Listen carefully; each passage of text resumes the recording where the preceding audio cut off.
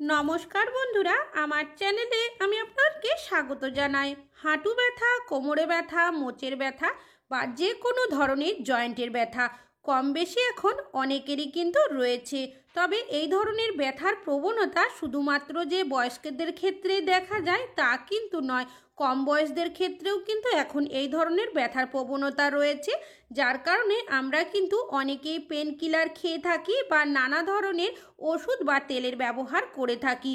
তবে কিছুদিনের জন্য ঠিক হয়ে গেলেও আবারও কিন্তু এই ব্যথা আমাদের করতে শুরু করে। তাছাড়াও রেগুলার পেন কিলার খাওয়াও কিন্তু উচিত নয়। তবে কোনো রকমের ওষুধ ছাড়াই কিন্তু আপনারা খুবই সহজে হাঁটু ব্যথা, কোমর ব্যথা, মোচের ব্যথা বা যে কোনো ধরনের জয়েন্টের ব্যথা সারিয়ে নিতে পারেন। তো তেমনই একটা ঘরোয়া টোটকা আপনাদের কাছে শেয়ার করব, চলুন দেখে নেওয়া যাক কিভাবে। নিয়েছি আকন্দ গাছের পাতা। আমাদের অনেকেরই বাড়ির চারিপাশে কিন্তু এই ধরনের আকন্দ গাছ রয়েছে, আর প্রত্যেকেই কিন্তু কম বেশি আমরা জানি এই পাতাগুলো ঔষধি গুণে ভরা। তো এই পাতাগুলোই আপনারা কিভাবে ব্যথা দূর করতে সাহায্য করবে সেটাই আপনাদের কাছে শেয়ার করব, চলুন দেখে নেওয়া যাক। প্রথমে এখান থেকে পাতাগুলোকে আমি ছাড়িয়ে নিচ্ছি। তবে এই কাজটি কিন্তু অবশ্যই সাবধানের সাথে করতে হবে, কেন কি এই পাতার যে বোটা রয়েছে, বোটার অংশের মধ্যে কিন্তু একটা দুধের মতো মিশ্রণ বেরোয়। এটা কোনোভাবেই যাতে চোখের মধ্যে না লাগে সেটা কিন্তু লক্ষ্য রাখতে হবে। তাছাড়াও বাচ্চাদের আশেপাশে কিন্তু এই কাজটি করবেন না। তো যে ফুলের অংশগুলো রয়েছে সেগুলোও কিন্তু ব্যবহার করব। তো একটা পাত্র নিয়েছি, এমন একটা পাত্র নেবেন যেটা কিনা খাবার কাজে ব্যবহার করেন না। কিছুটা পরিমাণের জল নিয়েছি, জলের মধ্যে এই পাতাগুলো ভালো মতো প্রথমে আমি ধুয়ে নেব। তো দেখতেই পাচ্ছেন এইভাবে করে আমি ধুয়ে নিয়েছি। তো আরও একবার পরিষ্কার জল দিয়ে ধুয়ে আপনাদেরকে দেখাচ্ছি। এবার পাতার মধ্যে যে এক্সট্রা জলগুলো রয়েছে সেগুলো ভালোভাবে মুছে পরিষ্কার করে নিতে হবে। তাছাড়াও দেখবেন অনেক সময় কিছু না কিছু নোংরা থেকে যায় ধোয়ার পরেও। এইভাবে যদি ঘষে নেন সেক্ষেত্রে দেখবেন যদি একটু নোংরা থাকে সেটা ভালোভাবে পরিষ্কার হয়ে যাবে। এইভাবে করেই প্রত্যেকটা পাতাকে আমি পরিষ্কার করে নিচ্ছি। এই আকন্দ পাতার পিছনের সাইডে দেখবেন একটা সাদা আস্তরের মতো অংশ থাকে, সেটাকে এইভাবে ঘষে নিলেই দেখবেন সহজে কিন্তু উঠে যাবে। তো দেখতেই পাচ্ছেন আমি কিন্তু এইভাবে পরিষ্কার করে নিয়েছি। এবার এগুলো কিভাবে ব্যবহার করবেন, প্রথমেই আমি কিন্তু 3টে পাতা এখান থেকে সরিয়ে রাখছি, এগুলো পরে ব্যবহার করব। তার আগে বাকি যে পাতা বা ফুলের অংশগুলো রয়েছে এইভাবে মুড়িয়ে নিয়েছি, একটা ছুরির সাহায্যে ছোট করে কেটে নিচ্ছি। আপনারা চাইলে হাত দিয়েও টুকরো করে নিতে। এইভাবে করে কেটে নিলাম যাতে কাজটি করতে আপনাদের সুবিধা হয়। তবে যদি আপনারা চান না কেটে করতে সেক্ষেত্রেও অসুবিধা নেই। এখানে একটা পাথর নিয়েছি, পাথরের সাহায্যে এই পাতাগুলো আমি এইভাবে করে থেতো করে নিচ্ছি। তবে এমন কিছু জিনিস ব্যবহার করবেন যেটা কিনা কোনো খাবার কাজে ব্যবহার করেন না, সেরকমই জিনিস নেবেন। তো এইভাবে করে দেখতেই পাচ্ছেন আমি পাতাগুলো কিন্তু থেতো করে নিচ্ছি। আমি কিন্তু এখানে একটুও জলের ব্যবহার করিনি, আপনাদের যদি প্রয়োজন হয়ে থাকে সেক্ষেত্রে 1 থেকে 2 ফোঁটা জলের ব্যবহার করতে পারেন। তো দেখতেই পাচ্ছেন আমি এইভাবে করে থেতো করে নিয়েছি। আর নিয়ে নিয়েছি 2 কোয়া রসুন, আর নিয়েছি কিছুটা পরিমাণের গোলমরিচ। আপনারা চাইলে এখানে গোলমরিচের গুঁড়োরও ব্যবহার করতে পারেন। তো গোলমরিচ আর রসুনটা দিয়েও এইভাবে করে আবারও আমি একটু থেতো করে নিচ্ছি। তবে একদম যে মিহি পেস্ট করতে হবে তা কিন্তু নয়, যতটা সম্ভব আপনারা এইভাবে করে থেতো করে নেবেন। এবার দেখতেই পাচ্ছেন আমি কিন্তু এইভাবে করে প্রত্যেকটা জিনিসই থেতো করে নিয়েছি। এবার এগুলোকে একটা প্লেটের মধ্যে প্রথমে আমি তুলে নিচ্ছি। এবার এর মধ্যে দিয়ে দেব কিছুটা পরিমাণের লবণ। লবণটা দিয়ে খুব ভালোভাবে এগুলোর সাথে মিশিয়ে নিতে হবে। মিশিয়ে নিতে নিতে দেখবেন এখান থেকে কিন্তু একটা জলের মতো বেরোতে শুরু করবে। তো দেখতেই পাচ্ছেন খুব ভালোভাবে মিশিয়ে নিয়েছি। তবে এই মিশ্রণটা কিন্তু এখনও তৈরি হয়নি, এটাকে সাইডে সরিয়ে রাখছি। তবে কিভাবে ব্যবহার করব পুরোটাই শেয়ার করব, স্কিপ না করে দেখুন, না হলে কিন্তু বুঝতে পারবেন না। তো আমি এখানে একটা পাত্রের মধ্যে নিয়ে নিয়েছি কুসুম গরম জল, এর মধ্যে দিয়ে দিয়েছি কিছুটা পরিমাণের লবণ। লবণটা দিয়ে খুব ভালোভাবে মিশিয়ে নিয়েছি। এবার এই মিশ্রণটা কি কাজে ব্যবহার করবেন, একটা কাপড় নিয়ে ভালো মতো ডিপ করে নিয়েছি। যে জায়গার মধ্যে আপনাদের ব্যথা করতে শুরু করবে সেটা হাঁটু হতে পারে, কোমরে হতে পারে, সেই জায়গার মধ্যে এই কুসুম গরম জল লবণ দিয়ে সেক করে নিতে হবে। এইভাবে যখন সেক করবেন দেখবেন ব্যথার জায়গাটা অনেকটাই আরাম আপনারা কিন্তু অনুভব করবেন। এইভাবে করেই আমি কিন্তু পুরো জায়গাতে সেক করে নিয়েছি। তবে অনেকেরই দেখবেন পায়ের তলার সাইডেও প্রচণ্ড পরিমাণের ব্যথা করে, সেটা বাচ্চাদের হতে পারে বা বয়স্কদের। এই জায়গাতেও কিন্তু আপনারা এইভাবে করে একটু সেক দিয়ে নিতে পারেন।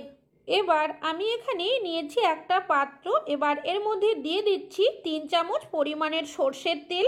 এখানে কিন্তু সর্ষের তেলেরই ব্যবহার করতে হবে। দিয়ে দিলাম সামান্য পরিমাণের হলুদের গুঁড়ো। যে হলুদ রান্নাতে ব্যবহার করেন সেই হলুদই দিয়ে খুব ভালোভাবে মিশিয়ে নিতে হবে। তো দেখতেই পাচ্ছেন মিশিয়ে নেওয়া হয়ে গেছে। এবার যে 3টে আকন্দের পাতা সাইডে সরিয়ে রেখেছিলাম সেটাই নিয়েছি। এবার তেল হলুদের মিশ্রণটা এর মধ্যে দিয়ে খুব ভালোভাবে লাগিয়ে দিতে হবে। তো দেখতেই পাচ্ছেন আমি এইভাবে করে লাগিয়ে দিয়েছি। তবে আরও দুটো যে পাতা রয়েছে তার মধ্যেও কিন্তু এই তেল হলুদের মিশ্রণটাকে ভালো মতো লাগিয়ে নেব।